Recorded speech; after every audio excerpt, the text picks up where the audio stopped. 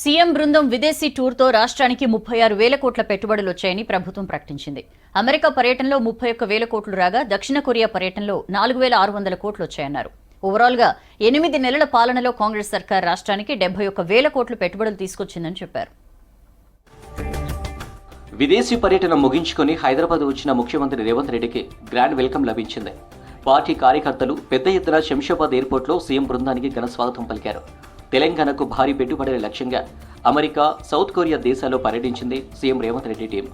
ముఖ్యమంత్రి foreign tour విజయవంతమైందని, టూర్లో వివిధ కంపెనీలతో ప్రభుత్వం కీలక ఒప్పందాలు కుదుర్చుకుందని సీఎంఓ ప్రకటించింది. కొన్ని కంపెనీలు హైదరాబాద్లో తమ సెంటర్లు ఏర్పాటు చేసుకునేందుకు ముందుకు వచ్చాయి. మరికొన్ని కంపెనీలు తమ సేవలకు విస్తరించేందుకు ఒప్పందాలు చేసుకున్నాయి.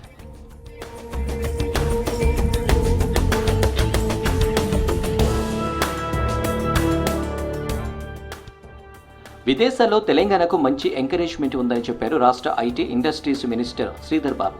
తెలంగాణలో పెట్టుబడులు పెట్టేందుకు పారిశ్రామికవేత్తలు ఉత్సాహంగా ఉన్నారని చెప్పారు. కాంగ్రెస్ పెట్టుబడులు తెస్తుంటే బీఆర్ఎస్ నేతలకు అసూయ కలుగుతుందన్నారు మంత్రి. మేము ఈ రాష్ట్రానికి సంబంధించిన ప్రగతిలో రాజకీయాలకు అతీతంగా బేషిజాలకు పోకుండా వారు ఏదో మొదలుపెట్టారు మేము ఆపాలని కాదు, ఇంకా 10 అంచెలు ఇంకా 10 అడుగులు ముందుకు వేయాలి.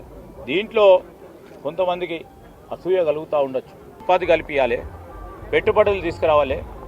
ఈరోజు ముఖ్యమంత్రి గారు రాబోయే ఒక దశాబ్ద కాలంలో ఈ రాష్ట్రాన్ని 1 ట్రిలియన్ ఎకానమీ చేయాలనే ఒక ఆలోచన, ఉద్దేశం, ఓ లక్ష్యం పెట్టుకొని ముందుకు నడుస్తాను. ముఖ్యమంత్రి టీం విదేశీ పర్యటనతో రాష్ట్రానికి రికార్డు స్థాయిలో పెట్టుబడులు వచ్చాయని ప్రకటించింది ప్రభుత్వం. అమెరికా పర్యటనలో 31,500 కోట్లు పెట్టుబడులు రాగా దక్షిణ కొరియాలో 4,500 కోట్లు పెట్టుబడులు వచ్చినట్లు సర్కారు ప్రకటించింది. అమెరికా, దక్షిణ కొరియాతో కలిసి మొత్తం 36,000 కోట్ల పెట్టుబడులు వచ్చాయని తెలిపింది. 8 నెలల్లో 76,000 కోట్ల పెట్టుబడులు తీసుకొచ్చామని ప్రభుత్వం తెలిపింది. 25 కంపెనీలతో ఎంఓఏలు కుదుర్చుకున్నామని, కొత్త సంస్థలు, కొత్త పరిశ్రమలతో వేలాది కొత్త ఉద్యోగాలు అందుబాటులోకి రానున్నట్లు అధికారులు ప్రకటించారు.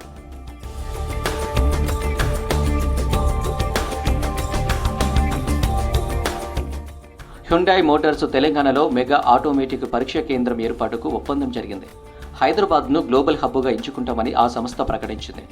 వరంగల్ టెక్స్టైల్ పార్కులో వస్త్ర తయారీ పరిశ్రమ నెలకొల్పుతున్న యంగ్ వన్ కంపెనీ హైదరాబాద్లో ఫ్యాషన్ సిటీ ఏర్పాటు చేస్తామని ఒప్పందం చేసుకుంది. 10 ఎకరాల స్థలాన్ని ఎయిర్పోర్టు పరిసరాల్లో కేటాయిస్తామని ప్రభుత్వం తెలిపింది.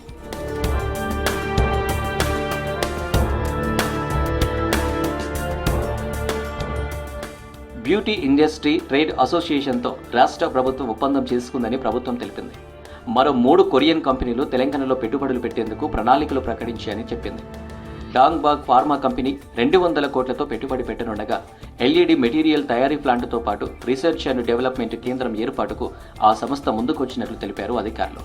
100 కోట్లతో చావీ కంపెనీ పెట్టుబడులు పెట్టేందుకు ఒప్పందం చేసుకోగా LS group, POSCO, LG, Samsung, health care, Krafton, Yuyu pharma వంటి కీలక కంపెనీలు ప్రభుత్వంతో చర్చలు జరిపాయి. పర్యటనలో భాగంగా కొరియన్ చెంగ్ యూచియాన్ రివర్ను సందర్శించింది సీఎం బృందం. మూసీ రివర్ ఫ్రంట్లో ప్రభుత్వం ఈ విధానాన్ని అనుసరించాలని నిర్ణయించింది. కొరియన్ స్పోర్ట్స్ నేషనల్ వర్సిటీ తరహాలో రాష్ట్రంలో స్పోర్ట్స్ వర్సిటీ ఏర్పాటు చేయాలని నిర్ణయించింది ప్రభుత్వం.